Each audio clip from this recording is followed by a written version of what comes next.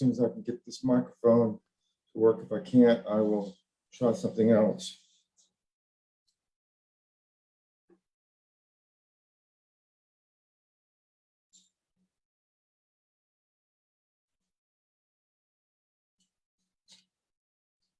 Ooh, it was on for a second. Whoa, I'm close. It was on for a second.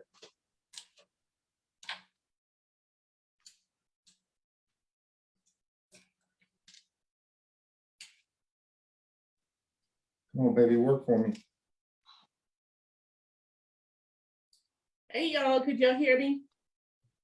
Yes, ma'am. Good. You know, I'm gonna have to get a new cord. I'm gonna have to get a new cord before next week. This thing is just, it's skipping in and out because it's too loose. It's been mashed so many times with people moving it, including the people who clean up, that it's not, whoa. Stay on. It'll come on for a second, but then it won't stay. Okay. Hey, Debbie, it's good to see you. Yeah, it's good Stay to be here. on. I don't know, it seems like Okay, you're I give speaking, up. but I can't hear you, Debbie. I give up. Okay. Okay, Can I'm you hear gonna me go with now? my regular Yeah, I laptop see. speaker.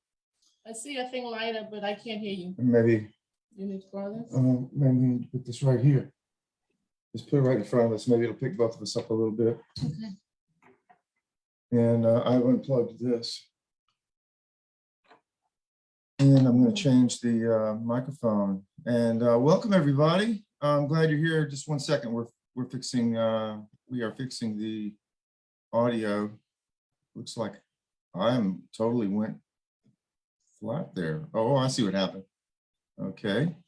And now I'm going to fix the sound.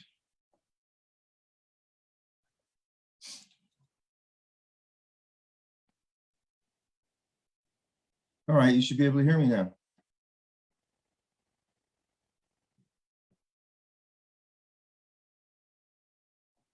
I need to turn the sound off over here. It'll let me.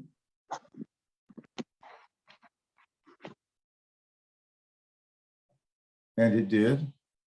And I'm ending the test. And hey, everybody, we're just getting started.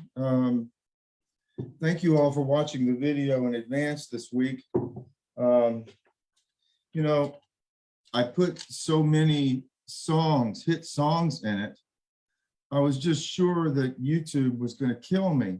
But I'll tell you why I think YouTube didn't give me a copyright block. I think it was because in order to make the songs fit into this worship praise song from the Way International called God First, I had to change the tempo. That means I had to slow it down to make them fit the same tempo. And I had to change the pitch so they would all be in the key of E flat. And that was a real challenge because Addicted to Love by Robert and Palmer was in A.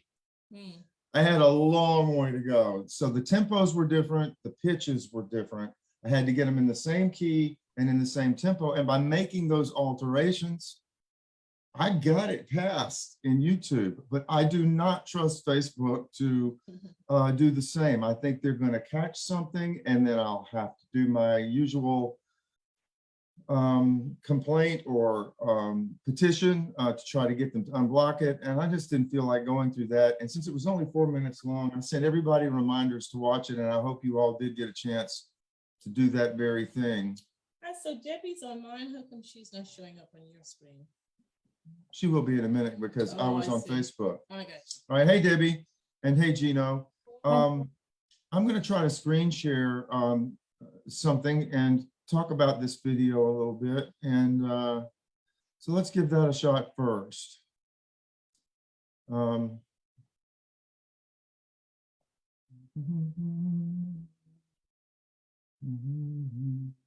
Which one is it? I think it's this one.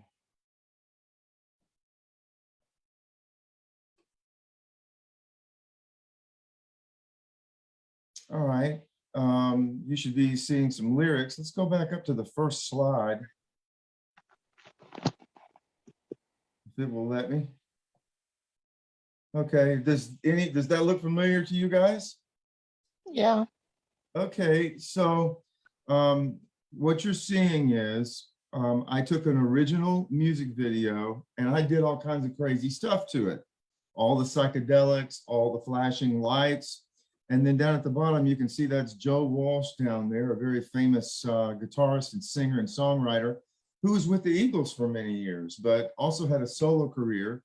And his song Life's Been Good was a #1 hit solo, not Eagles, solo. And, you know, I watched all these rock and roll videos and I listened to these songs growing up. Patricia did not recognize any of them except Michael Jackson once I told her what it was. And so maybe you're wondering what's going on here and why this video I think is going to be so exciting and so helpful. So first of all, let's just I was talking with Patricia about sight and sound, appearances and how it sounded and what surprised her, what grabbed her when she listened to the video for the first time, you know, with all these stars and all the stuff that I added to it aside, just the praise band. And so can you, oh, that black thing is in the way. I got to get that out of the way. How do I get this on top? Just push it up and it'll eventually go. Put your cursor on your picture. On my picture? Mhm. Okay, all right. So I made a little chart here, and I think that this might undo or at least give you an idea of why it was shocking to me and Patricia, and I think we agreed on some of these. You know, in worship style, there are very many different ways of doing it, from traditional to untraditional. And so the first thing that she noticed was that these people were really clean cut. As she put it, good girls and boys. You know, they were groomed, they were wearing suits, dark suits, and what looked sort of like bridesmaids dresses. Back on your background singers there. We haven't discussed the fact that they're all white yet, which I'm not sure what to do with. I didn't know where that fit into this whole situation, but the slash church slash cult that is called The Way International. And I've looked at their audiences and they're 50-50 black and white. So I don't understand why the band is all white, but it is. All right. So I wanted to look at traditional appearance or untraditional appearance around age, clothes, hair and makeup, instruments, stage, and lighting. And then I wanted to look at traditional sound or untraditional sound, volume, instruments, tone, chords, and then traditional movements and untraditional movements, the band, the lead singer, and the background singers. And this is, you could rate it any way you want to, but this is the way I did it. I'm going to slide all of these in the direction that I think they should go. Okay. All right.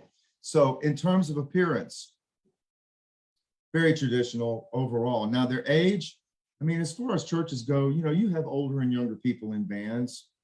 And there was a mix there. That was a young fella playing back there on the bass guitar. I guess he was the youngest in the group, I would guess. One of the singers was pretty young. And the instruments aren't all that unusual for contemporary worship. And sometimes even in more traditional worship, you'll see guitars. So, I mean, I kind of went 50-50 on age and instruments, but I think their clothes are very formal, very traditional. Hair and makeup, formal, traditional. No, you know, nobody has green hair. You know, nobody's got tattoos and piercings all over their face, you know, or anything like that. So, and stage and lighting. Think about this.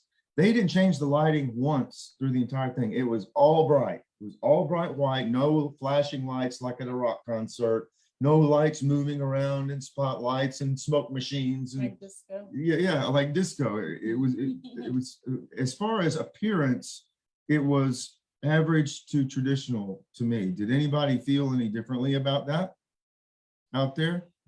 Gino, what do you think? You agree? I think that's spot on, and it was surprising. Yeah. Why was it surprising? You know, when you said that you were going to do kind of a cult-like worship praise band, I had expectations. Which were? that it wasn't going to look like Lawrence Welk did praise music. Yeah, they look like Lawrence Welk, but they don't sound like Lawrence Welk, do they? No, Lawrence never sounded like that. Well, let's look at the sound. Look where I put the sound on the other spectrum of untraditional. The genre of music I would call 70s and 80s rock, hard rock, and pop rock blend, okay? You just don't see praise bands doing that very often. You don't see that genre. You don't, the Eagles style all the way up to Van Halen. You just don't see that often in worship services. Now, I'm sure there are some rocking out young worship services somewhere in this country where, they're playing in that style, but this was heavy for worship. This is the heaviest worship music I'd ever heard. Which, and they were loud. I mean, they were like, they had those amps turned up and they had good sound. I mean, somebody was doing the sound right. It was a good balance. Of course, I screwed all that up when I started adding everything. But what about the tone? Okay, the tone.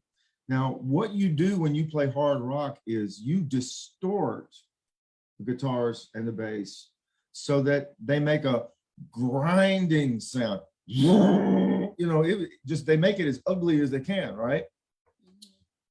You don't hear that No, not at all. in a worship service. And then the chords.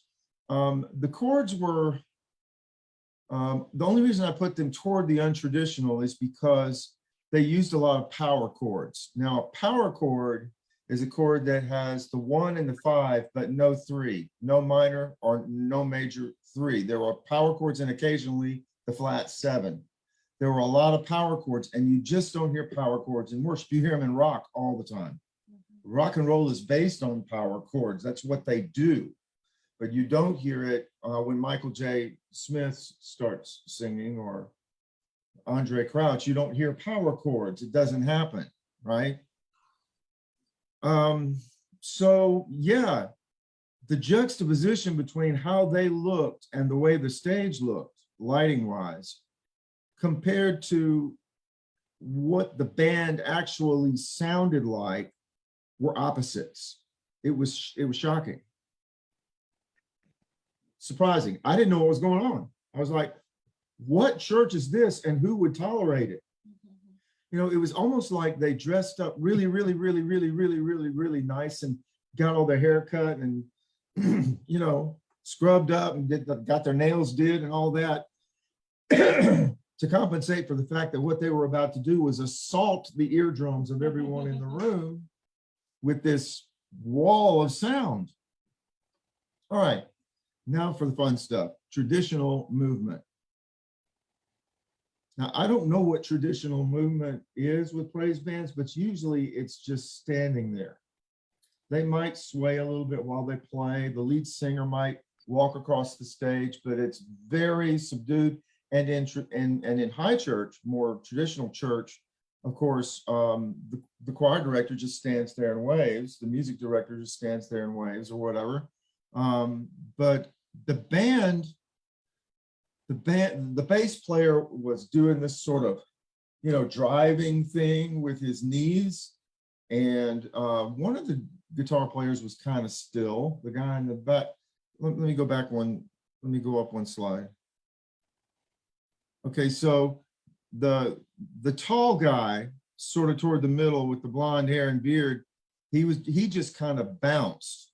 The other guitar player in the back was pretty still. He didn't do much of anything. The drummer was just being a drummer. He didn't do anything particularly wild, but he was playing loudly. And the lead singer was looking more like the lead singer of a rock band than a praise band leader. He would bend and scoop and sway and spin and walk and strut. He looked a lot more like Joe Walsh than he did a praise or worship leader,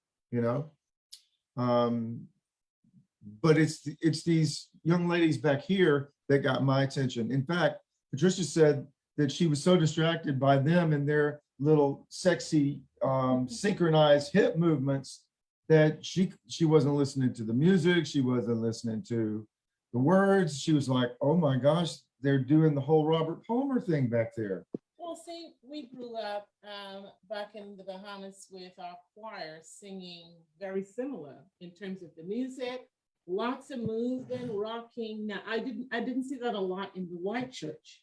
So I mean, it might be a difference, you know, as you mentioned, race. Thanks. It might be a difference with Black church versus white church in terms of movement.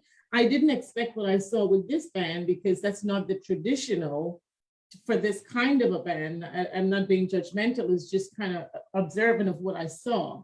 And I don't know anything about the church, what denomination they are, but what struck me was the movement. They were very coordinated, moving together. I mean, they could have all been the in back, sync. they could have been the background singers for Beyonce. Yeah, Temptations. I mean, the same kind of a thing. And it got more exaggerated and excited. They moved more and more as the song went on. And so let me say it this way. The music was appealing to a crowd beyond the normal traditional church crowd. It was appealing to a more worldly, I love Joe Walsh and I love Van Halen crowd, which means mostly men in their 50s, men in their 60s would love that. Young people would love it because it's retro and it's loud and it's better than listening to him sung by an organ that's droning at the same tone, you know?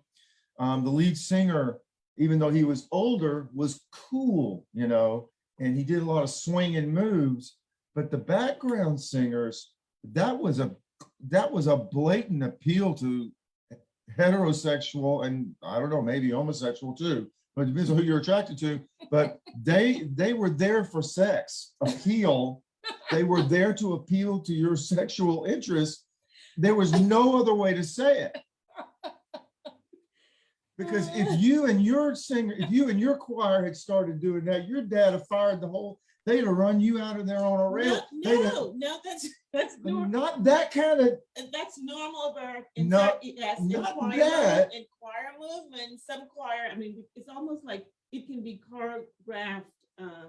Some choirs do that, where they do so much different I kinds know, of music. but I'm used to the stepping to the left and stepping to the right and stepping to the left and stepping to the right. But this was different. This was hip, hip, hip, hip.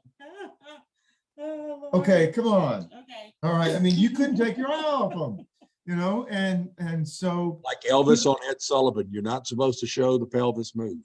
I know, but that's all they did was pelvis move for the whole song. Ed So, would not okay, approve. so just let's be honest about the picture here, okay?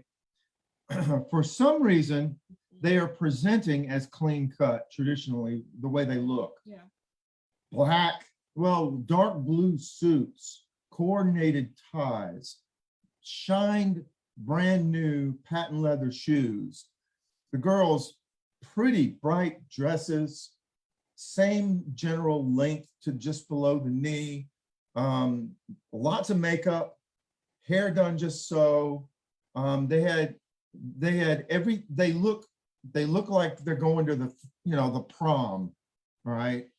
But then everything else on this page swings untraditional. The genre, volume, tone, and chords of the song, the movements of the band to some degree, the lead singer a lot, and the background singers off the chart. These are movements that are untraditional, and I would argue that the background singers are the winners, even though the music is loud and edgy and power chords and the whole thing. The background singers were the thing that stunned me the most, I think. This is a worship service, and they rehearse doing this. I mean, the hips were going, man. I was like, what is happening here?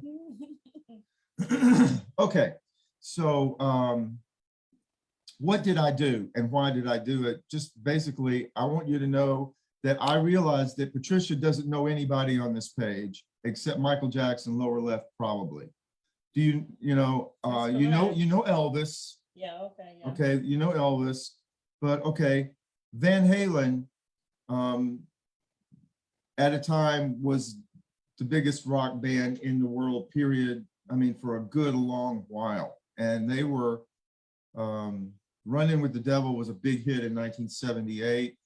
Joe Walsh was with the Eagles, but had a successful solo career. Life's Been Good was a #1 hit. Def Leppard was huge. I mean, huge rock band up in the upper right. The Jay Giles Band, pretty well known, but Love Stinks, I thought everybody knew. It was on MTV every other song there for a while in the 80s. Remember, we couldn't listen to anything. Yeah, you weren't allowed to listen to that. You got the Cars over on the right, My Best Friend's Girl. You got Eric Clapton, come on. I've heard the name. I don't know. Holy the songs. cow. You got Eric Clapton and Robert Palmer in the middle at the bottom. See the woman in the background in the lower bottom picture? See the woman in the Yes. background. Yeah, Mhm. okay. So in his video, he had 4 women dressed up like that, pretending to play instruments. None of them could play. But guess what they were doing? The exact same hip motion. This guy who runs this praise band did that on purpose. There's no doubt about it. He had them doing exactly the same hip movements as, and guess what? Addicted to Love musically is almost identical to God First. It was easy to put them together, except for the fact that it was in the key of A. That's when you hear Robert Palmer singing Addicted to Love in the middle of the song.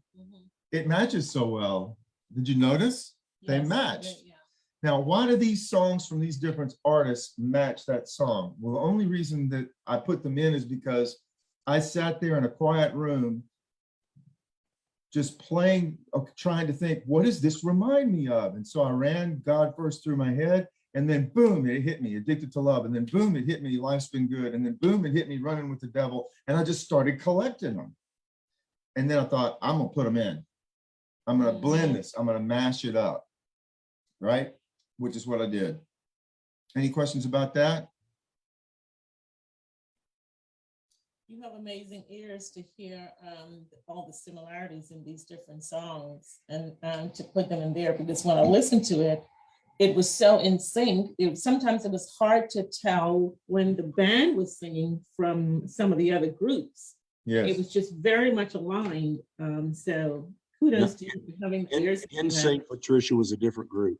Yeah, it's a different band. That's a different band. That's right. Oh, Lord. So, Gene, are you familiar with some, a half, 3/4, 1/3 of any of these bands? Yeah. I'm trying to think, probably 3/4. Of course, the older, the more I'm familiar with. Who are you most favorite? Who's your most favorite of the ones on here in terms of the ones that you like the most? It'd have to be either Clapton or Elvis. I was never a Van Halen fan. I admire Joe Walsh's playing and music writing. His singing sucked. But him with the Eagles is incredible. Yeah, that's good stuff too. Yeah. You know, all I can think of is my first exposure to that kind of music, other than folk song, right? In the Yeah. 70s. Was an older pastor saying, this is like the Beatles singing, I love you, yeah, yeah, yeah, but you change it to Jesus loves you, yeah, yeah, yeah. Well, that's almost what they've done, is to steal all this classic rock and just turn it over to Jesus. Yeah, so loving your girl becomes loving God. Yeah. And the interesting, God. and we're going to look at this when we look at the lyrics. He leads with his feelings about God and the Bible being an addiction. And all of the songs that came to my mind that I added to this, I realized later were about addiction. Cocaine and yeah.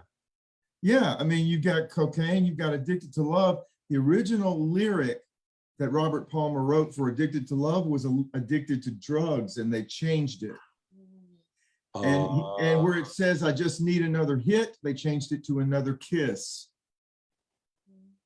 But the words worked. It's like changing out God for, baby in some sort of love song and making it quote unquote Christian. by the way, I really shortchanged Kool and the Gang. The only thing I used from Kool and the Gang was the wahoo at the beginning. And the only reason that I used Elvis and the Cars is because there was just some bad writing on the part of whoever did the arrangement, and there was a missing chord and in a couple of places. And I had the chord progression that I wanted for one spot. Elvis did in that song, Burning Love. Of all the names that it could have been, right? Burning Love has the right chord progression I needed to fix the bad chord progression. And I did the same thing with the Cars, and that song happened to be my best friend's girl. Go figure. So let's take a look at the lyrics. So notice the worst line in songwriting history is first. Yeah, the worst first line in songwriting history is "I love hot Bible." Okay, now "I love hot Bible" goes real well though with the dancing girls. Because the only thing the guys in the audience, in the congregation, are thinking is hot. Hot girl. So, I mean, this is intentional. Okay, they are appealing to Bible in a way that sounds like you're appealing to sexual attraction. I love hot. Who says that? Who says hot Bible? Okay, and then he says, "My mouth waters for the things of God." We don't know what the things are, but he was watering for them. And he says that one taste, like it's a whiskey. One taste led to another, and now I'm standing before you. I knew I was hooked on God. He's referring to God and relationship to God. He's not referring to God in relational terms. He's referring to God in terms of God being a thing that I'm addicted to, or the Bible being a thing that I'm addicted to. What's up? Yeah, I mean, I think he's appealing to his audience. And I think a lot of churches, when they can't win persons over with, just a sermon, then they use music. A lot of churches use music to appeal to their audience or to attract the audience, especially the younger people. So whatever it's going to take, it's dressing down and just wearing jeans. And so you have a shocking first line. You do something, whatever it takes. I love hot Bible. And then you compare God to being hooked on heroin. Oh, Lord. That's what Eric Clapton was hooked on, was heroin. So to kick heroin, he substituted cocaine and alcohol, right? And then he wrote the song called Cocaine, which ended up being prominent in the video that I'm not playing because Facebook is dumb. They'll do something copyright on it. Bert, you know what? Yeah. As much as we can be critical of it, at least the composer of the song is honest.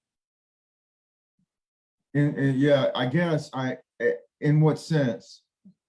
He is talking about an addiction, and he is talking about hot Bible, and he is talking about one taste leads to another. That's how they view religion. A lot of people do. Cult stuff and the fundamentalist stuff. And how many people in your church, Gene, the churches that you served over the years, did you run into who traded their addiction for one addiction for another, including religion? A few. I can think of one in particular when a woman came to me and said, "Is over-participation in the church grounds for divorce? Because my husband gave up alcohol for Jesus, but he's drinking it at the same rate." Wow. Yeah, I've seen it. I've seen it. I had no good answer for her. I know. But a lot of people, they feel like if they have been living a life of sin, out there in the world, drinking, smoking, and whatever they do, and then if they get saved, come to Jesus, you have to fill that void with something else. And so you get hooked on coming to church, pray, whatever it takes. And I think it's compulsion to kill the craving. Yes, it's like if you get enough of God or Jesus or singing or ministry or getting, then that void that was out there, you wouldn't have that craving anymore because it's now filled with something else. It sounds like what Well, I James mean, referring to with her. if it's meant to be a metaphor, it still doesn't work though. That, to be addicted to God or to be addicted to the Bible or whatever, especially to God, if you're addicted to God, what you're saying is that God's a thing. You're objectifying God. It's something, God is a substance that I ingest, not a person with whom I'm learning to have a relationship and get to know. It's the difference between loving someone and being addicted to sex. They're not the same thing. And that's what Robert Palmer was talking about when he said addicted to love, because what he really wanted to change it to is sex. It was originally drugs. I believe they wanted to change it to sex. And then they finally changed it to love. So love became a euphemism for sex or drugs. One more hit, one more encounter. Might as well face it. You're addicted to love. Yeah. Anyone else there? I don't know. I can check. Let me check over on the Facebook. No comments yet. No, now I'm stuck. Am I back? Mm-hmm. Okay. So the bridge. My heart is burning on fire for God. We're going with the hot metaphor here while they're doing the hip gyrations. This is very provocative, okay? Taking every breath I take. That's a Police song, by the way. Every breath I take, I'll be watching you. Yeah. So the lyrics are not original. The music's not original. He blatantly ripped off Joe Walsh and Robert Palmer and Eric Clapton. It's just amazing how unoriginal this praise song is. At any rate, every breath I take, in light of the return of Christ. So I think he's trying to bring his denomination's theology in to the song so that the upper people will be happy. So he throws in certain phrases like abundant life is a real big thing in that denomination. And he ends with that return of Christ and living each moment as if he's coming today. All right, so keep in mind the finish line. Paul wrote about that. I strive to run and finish the race. Yeah, God first. So he really doesn't explain ever in the thing what God first means. I guess it means making God a priority over everything else, but that the way that he describes it metaphorically is as an addiction. And he burns for it like he does an addict would without it. Gotta go to church, gotta read my Bible, gotta pray. So I read up on the theology of the new, what's it called? The Way International. And perhaps their greatest heresy, other than Jesus wasn't divine, is that they believe in works righteousness. You have got to prove yourself. They also believe in certain gifts of the Spirit. And if you don't speak in tongues, you're not really a Christian. So they've got all kinds of interesting ways to control who is in and who is out, and they punish and shun and do all of that stuff to people who don't knuckle under. It has all the earmarks of a cult, including being started by a very controlling, charismatic guy who raked in like $9.4 million, and that was in the heyday of the ministry, which was the 70s or 80s.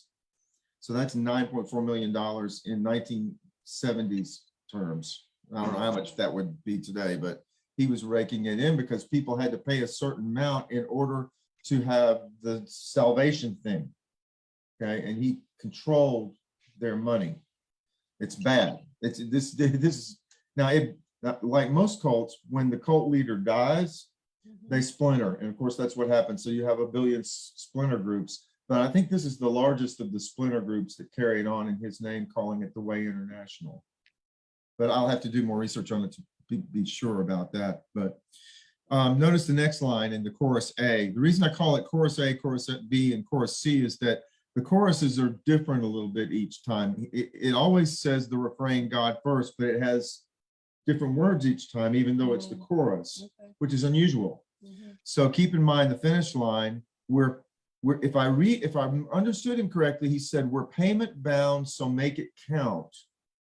Now, either that means possibly that God paid for us, so now we are obligated and owe God, or we have to pay and make it count, or we can't be saved. Our salvation I is think at it's more about risk. the reward at the end of the world. We're going to be getting a starry crown. I think that's what it's referring So to. the payment is to get the crown. Yeah. Okay, gotcha. Get to go with God. Very works righteousness.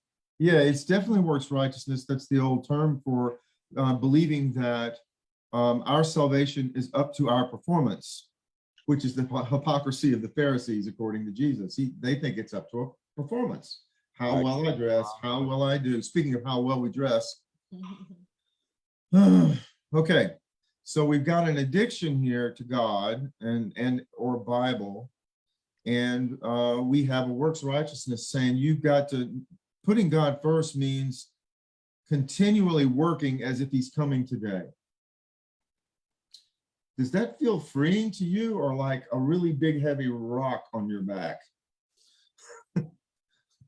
Okay, so verse 2, my life's not really my own. God paid the price for you and me. Now, my question there, I like that line. God paid the price for you and me. I can go along with that. It's all his, my body, my soul, my spirit, my talents, my abilities. Yeah, I learned that in Vacation Bible School. Okay, that's nothing terribly, I don't know, ingenious or inventive or new or sophisticated. But what I don't understand is if we're payment bound, we've got to make it count, and we owe God righteousness. And then he turns around and says, God paid the price for you and me. Which is it? I hear you. It can't be both. And yet in the chorus, he says one, and in verse 2, he says, then in the next two lines, he says the opposite. Jeb, it looks like you're trying to say something, but no, we're not hearing you. I only saw it lit up a few times. Are you trying to speak? Oh, I'm listening. I'm taking it in. Good. Okay. Good. Okay, and all the while the girls are back there dancing ever more feverishly.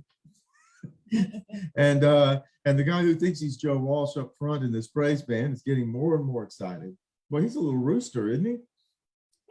Hello, guy. Fiery. He's a Mr. Fiery. Fiery, hot. And you know what? He sings a little like Joe Walsh, maybe even a little better, because Joe can't sing very well. He's got his twangy little voice. However, I will say this, Gene, of all those people that I showed you in these pictures, you know, I've listened to all of them all of my life, and I changed my mind. I thought, well, I think I'd really rather listen to, you know, Van Halen or Def Leppard or Eric Clapton, maybe.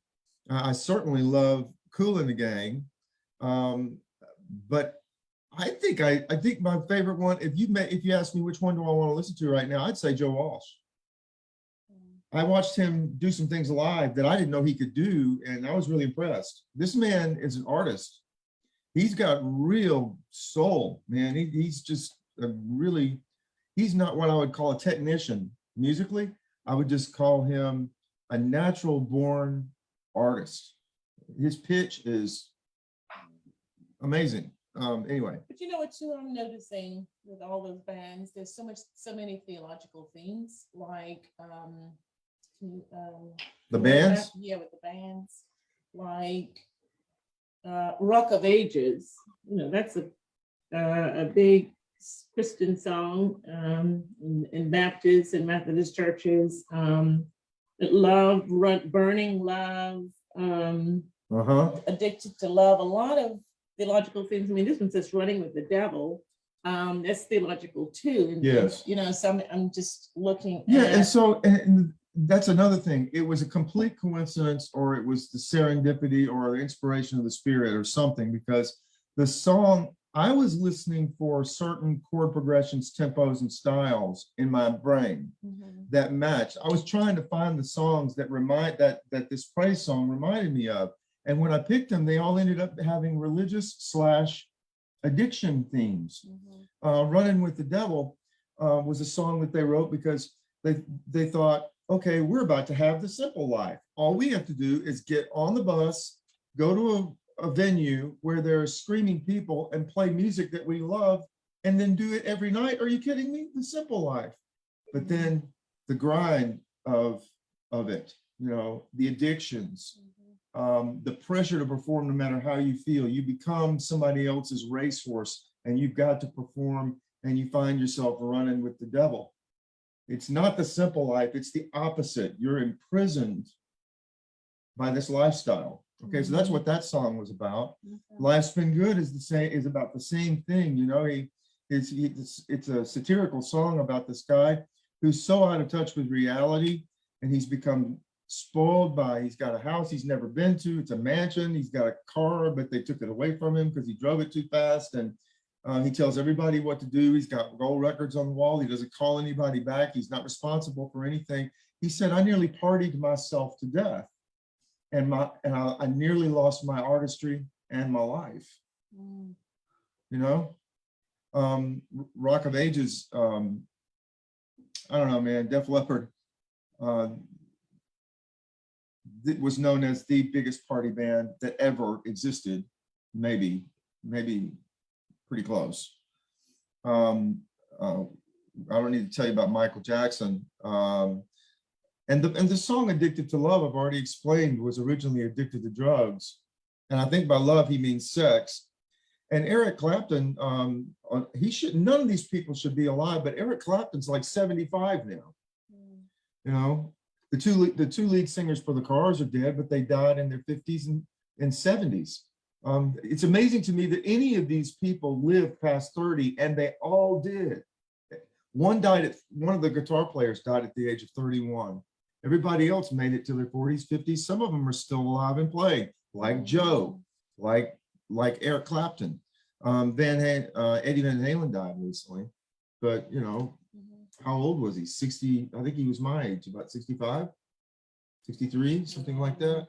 Clapton 77. Clapton is 77.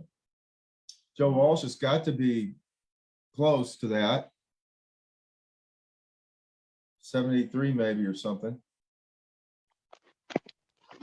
Do you Yeah, think I looked all this stuff up, but I didn't want to read it, so I'm just kind of going by memory. Yes, Debbie, what's up? do you think it would be possible to have an interview with those who are still alive? Taking that we have all of this technology, internet and Facebook and Zoom, to find out how they see their song back then and how do they see it now, you know, whether I have no doubt that they're interviewed about that all the time.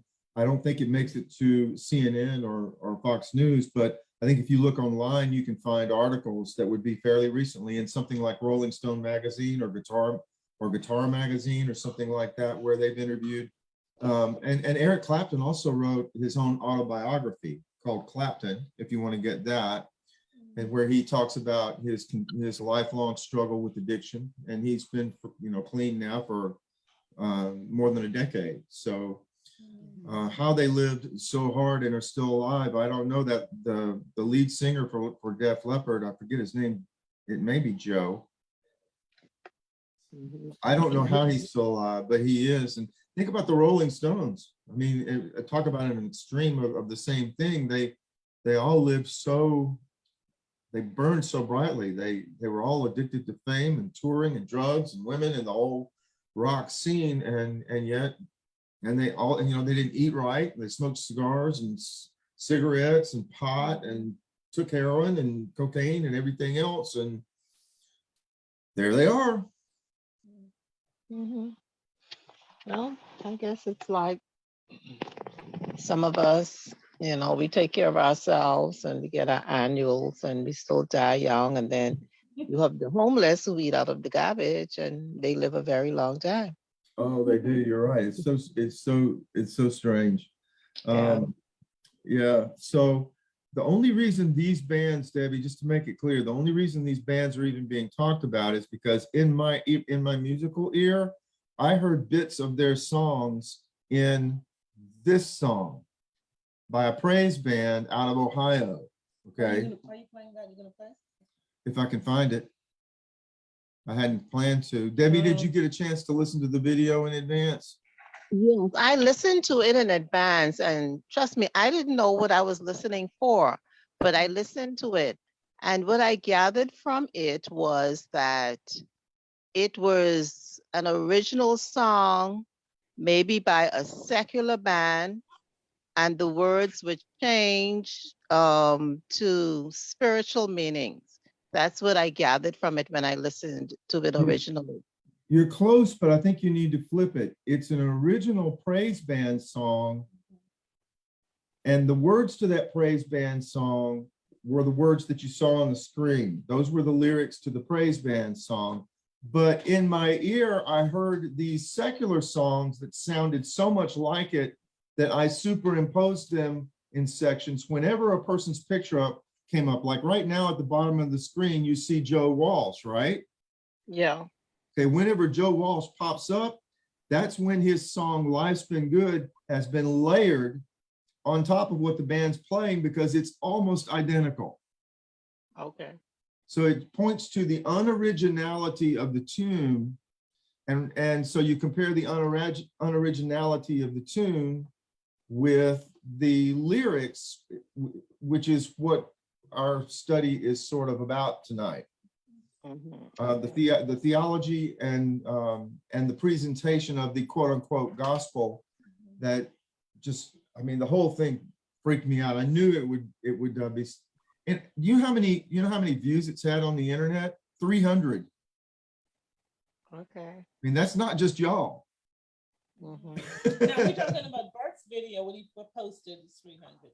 Not Okay. Yeah, the one I made is 300. yeah. In just this week. Yeah. Mhm. So so he gets to go ahead. No, just FYI, Kia is going to be late. She texted that they're gonna be late Oh, today. Kia said she was gonna be late. Yeah, my brother can't be here. He's got choir practice. Okay, so we're to chorus B. Right in the middle of the page there, God calls, so give your all. Again, giving your all, that means you have to work. Okay. And it says, don't coast, do your utmost. So it's this driving, relentless, keep trying, keep going to the finish line. You're payment bound. You got to make it count. You can't let up. That's what cults do. Okay. They don't let you breathe. The first one to drop dead wins. Okay.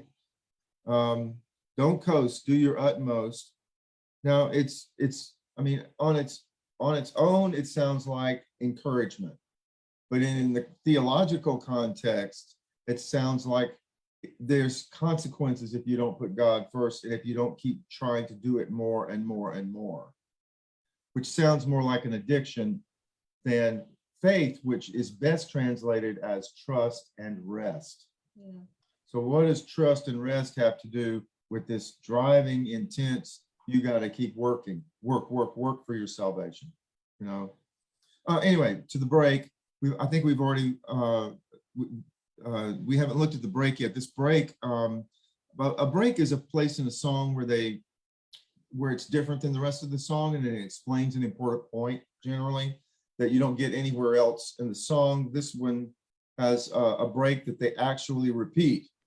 So this break is important. It's at the bottom of the middle column. Everything we do in life should, there's our first imperative.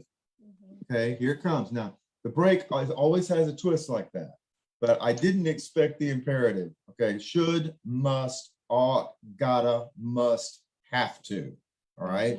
Everything we do in life should be done out of love for him.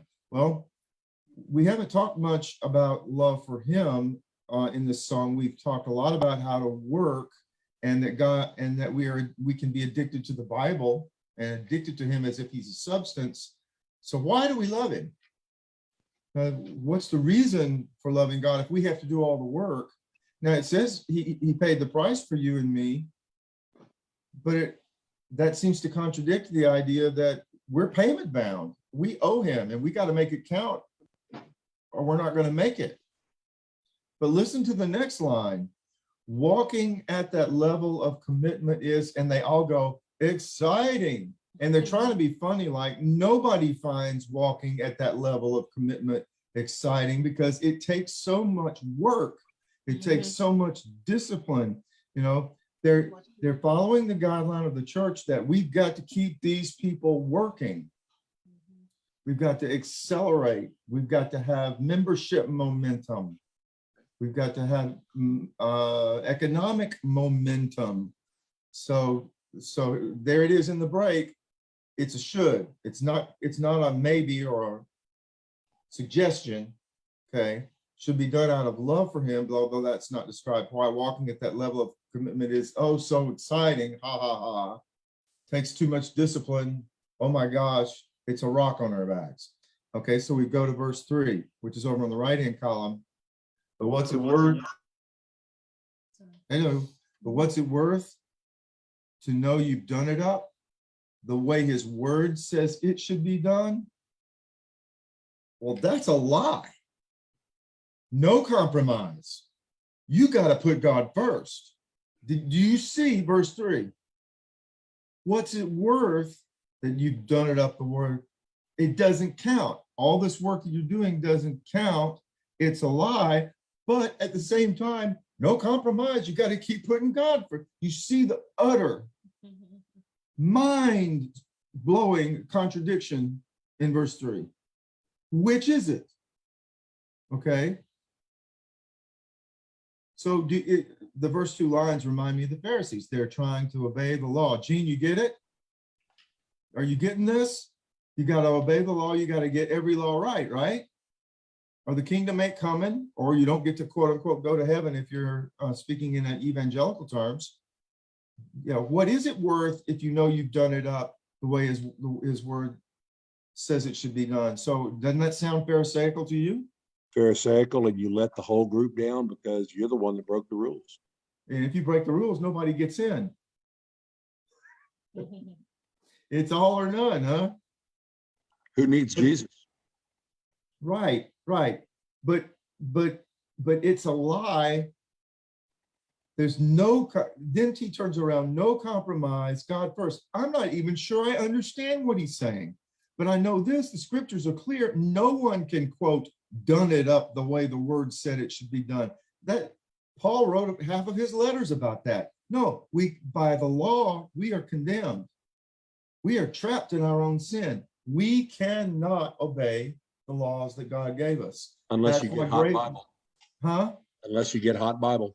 Unless you get hot Bible, and I don't know what's in hot Bible. I don't know. I like hot chicken, but I'm not sure I want hot Bible. Hot Bible must be all works, no grace. I'm trying to understand verse 3. I don't know if I get it. This first line particularly, but what's it worth to know you've done it up? What does that mean?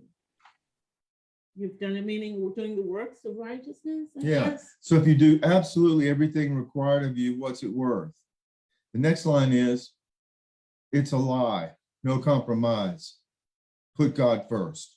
God first. Yeah, I mean, that is a disturbing verse.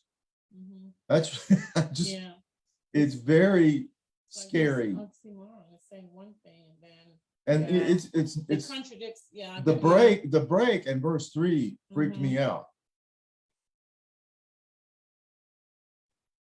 So we have the break again. So between the break, we have the break, and in between is verse 3 sandwich, and verse 3 is spooky, man. Okay, so then we repeat verse 3. But what's it worth to know you've done it up the way that it should be done? And then finally, the final chorus, he says, now we've had two options so far. We've had God paid the price, you don't have to do anything, which was briefly mentioned in verse 2. The rest of it was based on, you better, be working like he's coming today. Or else. And you should love him, but we don't know quite why. And by the way, Jesus is never mentioned, or the cross, I guess the veiled reference is God paid the price for you and me. But if they don't believe that Jesus is God, how did God pay it? They don't believe Jesus is God. So how can God pay the price on the cross if Jesus is not God? You see what a mess this is? Okay, so we get a third option. Option one is we do all the work. Option two is God paid the price. Option three is that it, whatever it is, abundant life, salvation, going to heaven, it is a prize only to the wisest. So lift your eyes to the more abundant life, God. Okay, so if it's a prize that only goes to the wisest, which means that it's already decided, then why should the rest of us care? Why should we even try? If it's only going to the wisest, well, heck, that's not me. I mean, the wise men are the only ones going to heaven, apparently. Those three wise men on those camels are the only saved people. Okay, I've been sarcastic long enough. Yeah, so let me back up. So we have a praise song with sexy women and hard rock. And you can see here that we have very traditional appearance, but we have very untraditional sound and movement. And my ear heard all these songs that they ripped off, or at least copied, or sounds too similar to. Like, listen to Addicted to Love after we get off tonight. Listen to Life's Been Good by Joe Walsh.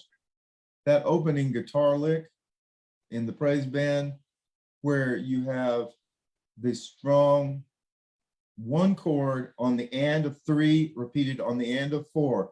Da da da da da da da da da bop bop da da da da da da da da bop bop. That's Joe Walsh. That it's total ripoff. Exactly the same phrase. So Becky wants us to keep our day jobs. what does that mean? We are singing like Joe Walsh. No, this is Joe Walsh. I have a mansion. They say it's nice. Isn't that Joe Walsh? Pretty bad like that, right? Yeah. I'd still rather listen to Joe Walsh right now than any of these other folks, actually. Go listen to him. You'll be shocked. He's really something. He's really something. Okay. Bert, is there a scripture that says, I don't know, it's at the back of my head. I don't know if it's actually scriptural or what, that says, well, I must become a Jew to win the Jews over, or something like that. Is that Yeah, scripture? yeah, I see what you're saying. So maybe, how do I make this big maybe again? he adopts that rock style, and with the women dancing in the background to win that group of people over. Yes, Maybe. yeah, to win people over. I hear that. My question tonight, I think, if I can open up this other document that I want to open up, which I'm having trouble doing, okay? I'm having trouble opening it up. I'm trying to stop sharing. That's what I'm trying to do. Hang on. There we go. So I wanted to open, actually, I want to answer that question with another share, if you don't mind. Okay. Okay, so let me enlarge this.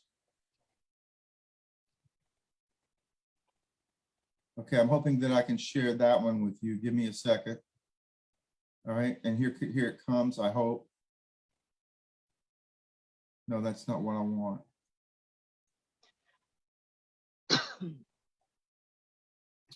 This is what I want. I need my medicine.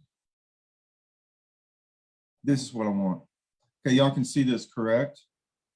Let me get this out of the way. Yes. Okay. So if you can move that more. I did. I moved it. Okay, so this is just my own notes about the different songs. All right. I wrote down the dates that people, died. or whether they're still living. Eric Clapton is the oldest still living member of those bands at 77, as you can see at the bottom.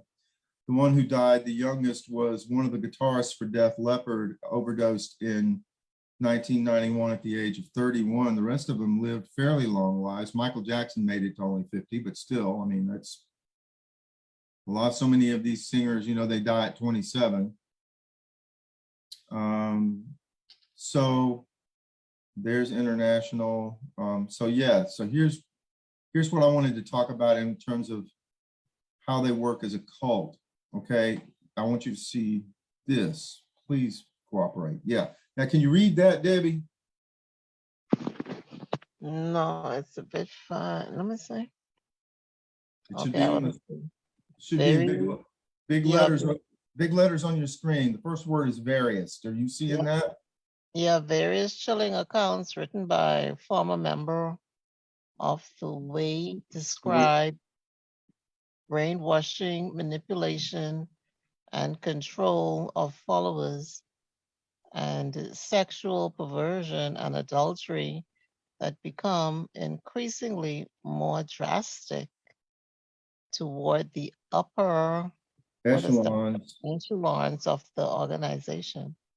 Yeah, and so the way marks those who appear not to agree with the cult or who fail to obey unquestioningly, and purges them. Those who are purged are avoided and escorted off the way campuses and are utterly ignored even by longtime friends. Followers of the way are lured. Here's the part I want to talk to you about, because you talked about drawing people in. You know, you use some, you know, new styles of music or something like that to draw interest, to increase membership. Well, what we need to look at the difference between that and this, and that is the followers of the way are lured into the group by friendliness and acceptance that they experience upon meeting the way members. And this is simply a marketing technique used by the Way International to gather followers, not genuine friendship. And it is my opinion, and I wrote that last sentence and I mean it, this music video is bait. It uses sexuality, ripped off rock and roll stuff. In other words, I guess you've raised the best question so far, Debbie. You know, what's the difference between our worship services adding certain elements that might attract a younger crowd or a different crowd, like moving toward a more non-traditional worship services, sometimes brings in hipper or younger or different people. What's the difference between that and using it as bait to get you stuck in a cult that you're afraid to leave? That's a tough question. I asked that for all of you, not just Debbie, because I think Debbie's question made me ask that, you know, because we all know that we've done things to try to make worship better. What's the difference between that and using it as bait to get them into a cult so you can control them? You know, where's the line? Well, I guess the church, I guess we can see the church has been between a rock and a hard place, because there's a scripture that says, he that winneth souls is wise. And so there are times when we would do things to, especially the younger generation, you know, who seem to be lost, quote unquote, to a world of everything other than spirituality. And so the church hand is kind of like forced to do whatever it takes to capture them and keep them. But is the question is that the way Jesus intended? You know, is the gospel sufficient? Is there sufficient? Yes, that's the question. I don't know. The gospel. Why isn't the gospel sufficient? Of course, I don't hear people preaching the gospel very much out there. I hear a lot of sermons on self-esteem and you know, motivation and its success.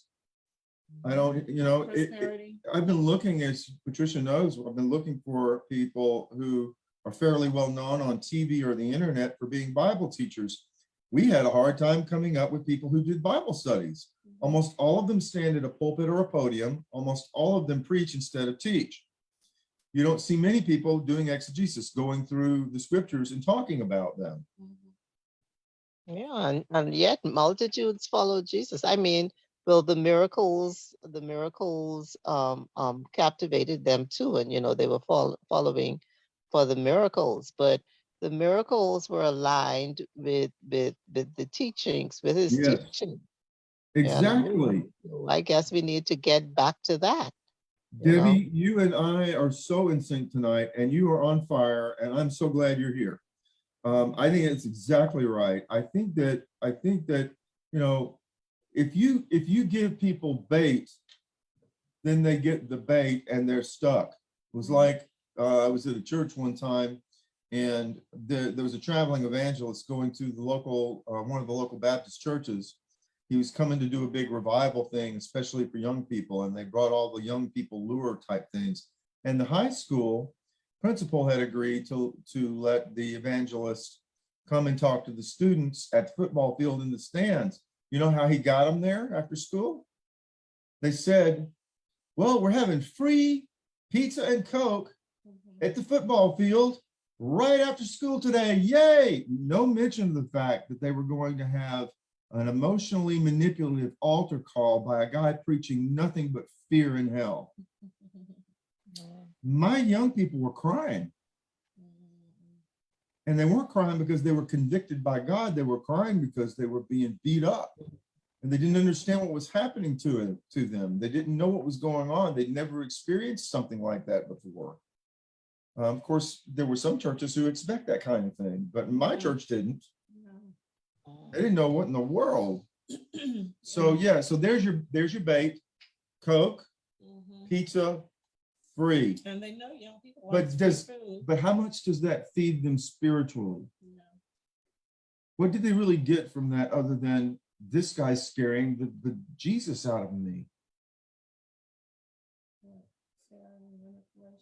Yeah. Talk to me, Gino. We're winding up. What's going on with you? The whole addiction thing, it's like they consider it's bad to be addicted to drugs, sex, and pardon the pun, rock and roll. It's okay to be addicted to God. But that we need a bigger high. So we've got to celebrate more this week than we celebrated last week. If you really love Jesus, jump up and down and scream and holler. Get on board, little children.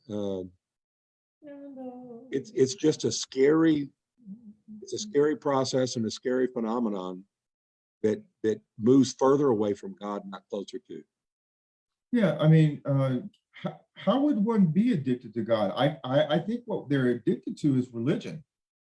I mean, they call it God, but I think they're really addicted to an idea of how to get saved, which is a religious process. Distorted idea, yeah. Yeah. I don't think you can be it. How do you become addicted? That's like being addicted to your next door neighbor. How does one do that? Or being addicted to your child? That would be. I mean, if you're addicted to your child, you need to go to the mental hospital. But I think it's the difference with being in love with God or worshiping God, love God enough that you will try to do to live by the principles of God and try to be the person. I think that's the difference than it's a relationship. First of all, it's a relationship. It's not God is a person, not a substance. Yeah. Okay. Mm-hmm. Yeah, and then second of all, this, as we know, a person is someone you get to know, not that you ingest. Yeah. Or inject. It's someone you get to know. Mm-hmm. So he literally is describing, he's objectifying God as something that you snort or smoke. But people get caught up and addicted to the ideas of and ideals, but not the relationship. Yes. It's missing. Yeah. So there's rules, and here's what you got to do. Here's your should and your ought and your must. You got to do this and you got to do that. Takes a lot of discipline. And it's so exciting, we know, but you gotta keep going. God first, God first, God Yeah. first. But no But no relationship with God. But you are addicted to a religious process. And it becomes a cult and you can't get out. And you don't even know that. And you don't know that you're doing it. And so that there are a lot of people out there, non-Christians out there, Patricia, who see these people addicted to religion and they think that's all there is to this whole Christianity thing. They they don't know us at all. They don't know us at all. The ones who know the scriptures pretty well and the ones who have a relationship going on with this guy Jesus, who we love with all of our hearts, Soul and mind. they don't know him. And they don't know many people who do. They just know people who are addicted to cults and religious processes. And want no part of it. And want no part of it, and neither do I. I have so much in common with atheists in that regard. I want no part of that. Now, I love those people and I want to work with them, and I think I can help them recover from their addiction. And that's what this is. And that we've been talking about indoctrination as a lot of things, you know, like mind control, brainwashing, and manipulation. But let's talk about it at this level. They are peddling it like a pimp, this addiction to religion. And that's not what we're trying to do. And they think, and there are a lot of people who see that and say, Christians are crazy. They ain't met us. There just aren't enough of us. Wish there were more of us, Gino, Debbie. I wish there were more of us. That's a good place to Yeah. sign off I tonight. think that's a good place to sign off. God bless y'all. Anything, I know, Gene, we're praying for your mom right now. You've had some changes. We're praying for my dad. He's had some changes. And anybody else and of course, Deb, we're praying for you constantly. Anything else you want to add before we leave? Yes, I'll be traveling next week for a doctor's appointment. So continue to keep me covered in prayers that all will go well. We will do that, Debbie. And are you going to Miami? Yes, I am. All right, travel safe. And you know, if you go to the beach, just be really careful, because there are religious people down there trying to pass out tracts and stuff, and they might get you in a cult. Okay. So don't be going down there. Gotcha. There's all those religious people down there in their bikinis. All right.